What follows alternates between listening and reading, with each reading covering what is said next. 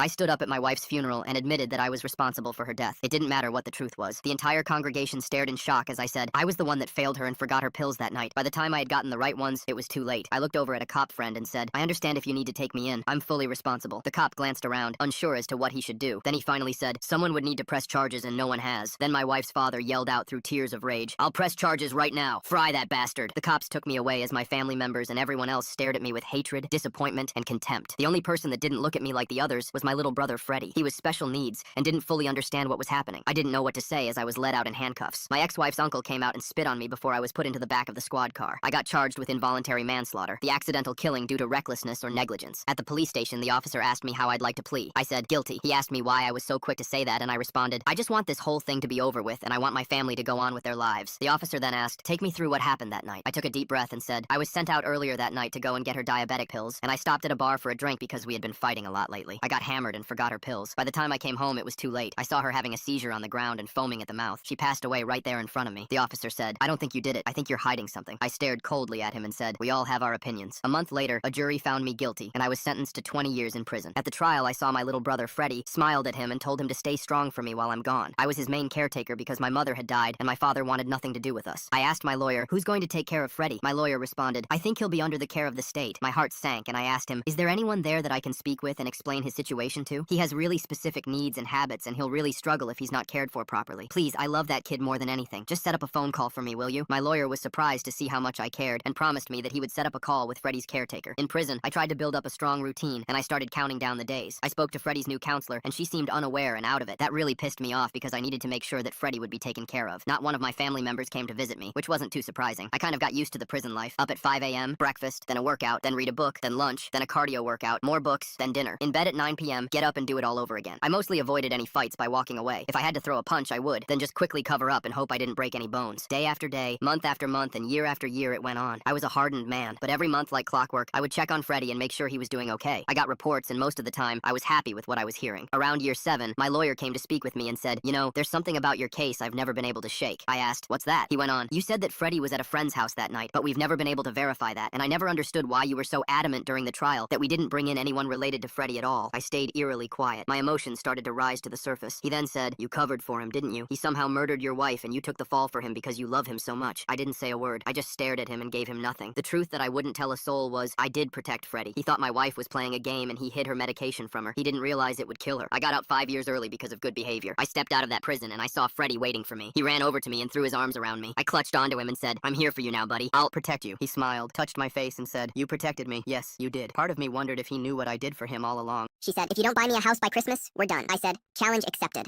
I bought a house, put it in my mom's name, and moved in alone. She showed up with moving boxes only to meet the new landlady. Been with my girlfriend for 2 years. Second year, her college roommate bought a house. Ever since, every conversation circled back to real estate. When are we getting serious? I make decent money as a software developer. She works in marketing, pulls maybe 45K. We split rent 60-40, Sunday dinner at her parents' place. Her mom asks, when are you two going to get serious? My girlfriend drops it. Well, Mom, I told him if he doesn't buy us a house by Christmas, I'm done. Fork halfway to my mouth, just froze. 2 years is long enough. He makes good money. If he's not serious, I need to know now. Her sister jumped in. My boyfriend bought us a condo after a year and a half. Everyone's staring. I put my fork down. Okay, challenge accepted. Her face lit up. She squealed while her mom started crying, and her sister whipped out her phone to look at listings. I smiled, nodded, let them talk. Here's what they didn't know. I'd been house hunting for months. For me, I was thinking about proposing next year, but that ultimatum in front of her whole family, that killed any future we had. Next morning, I called my realtor. That 3-bedroom ranch. Still available? I want to move fast, and I need something specific on the paperwork. We closed in 2 weeks. The house is 100% in my mom's name. I gave her the down payment as a gift, properly documented. She took out the mortgage with me as co-signer. On paper, she owns it. I'm her tenant. Why? My girlfriend never once offered to contribute to a down payment or closing costs. Just expected me to buy her a house she'd automatically have equity in. Week before Christmas, I'm fully moved in. She's texting me listings every day, each more expensive than the last. 3 days before Christmas. Babe, when are we seeing places? Actually bought a house. You should come see it. OMG. Are you serious? I sent the address. She showed up at 1:30 in a U-Haul. Full-size moving truck with boxes. Already packed. I opened the door. She tried pushing past me with a box. What are you doing? Moving in? Duh. This place is so cute. Yeah, but you're not moving in. She laughed. Stop playing. Where's our bedroom? My bedroom's upstairs. Your bedroom is wherever you're currently living. The smile died. What? This is my house. Well, my mom's house. Right then, my mom's car pulled up. Perfect timing. Mom walked up. You must be the girlfriend. I'm the homeowner. My son's renting from me. Are you looking to rent a room too? I'd need credit check. First month. Last month. Security deposit. I've never seen someone's face go through that many emotions. This is a joke. Nope. I said, you wanted me to buy a house by Christmas. I did. Never said your name would be on it. But you bought it for us. Did I? I remember you giving me an ultimatum. Never heard let's buy together or I've been saving. Just demands. Mom couldn't resist. Credit check is $45. Rent would be $800 plus utilities. Are you psycho?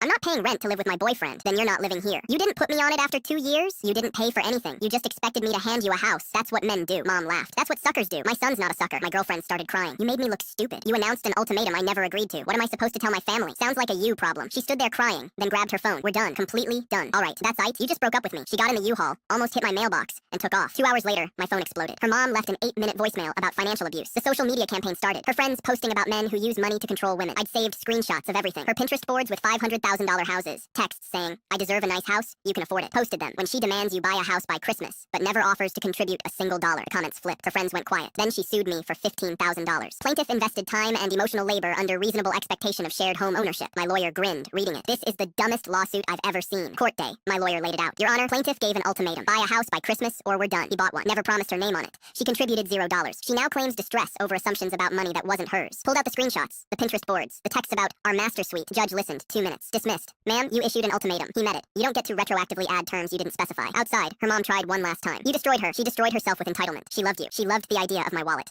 My fiancé laughed at the prenup and said, you either marry me as is, or not at all. I calmly replied, okay. Then I called the wedding planner and canceled everything. She found out when she showed up for the final dress fitting, and no one was there. I own a construction company I built from nothing over 12 years, worth about $2.3 million, plus my house and investments. My fiancé Rebecca and I had been engaged for 8 months. She'd moved into my house last year. Monday afternoon, my lawyer called, David, the prenup is ready. Protects your business assets and the house. That evening over dinner, I brought it up. Rebecca, the prenup's finished. We can review it tomorrow and sign. She looked up from her phone. Prenup? I'm not signing one. My business needs protection. It's smart planning. I'm not signing anything that says I get nothing if we divorce. It protects what we each brought to the marriage. You keep yours, I keep mine. I don't care. I'm not signing it. I stayed calm. Rebecca, this isn't negotiable. She laughed. Actually laughed. Asset protection from me? That's insulting. She stood up, hands on her hips. Here's the deal. You either marry me as is or not at all. No prenup, no contracts. Just us. Okay, I said. She smiled. Good. I knew you'd see reason. No, Rebecca. Okay, as in, not at all. Her smile vanished. What? You gave me 2 choices. I'm choosing not at all. You're not calling off our wedding over a contract. I'm calling it off because you think marriage means claiming half of everything I worked for before I met you. That's not partnership. That's opportunism. She went upstairs and slammed the door. I didn't sleep on it. I called my lawyer. Cancel everything. The engagement's off. Then the wedding planner.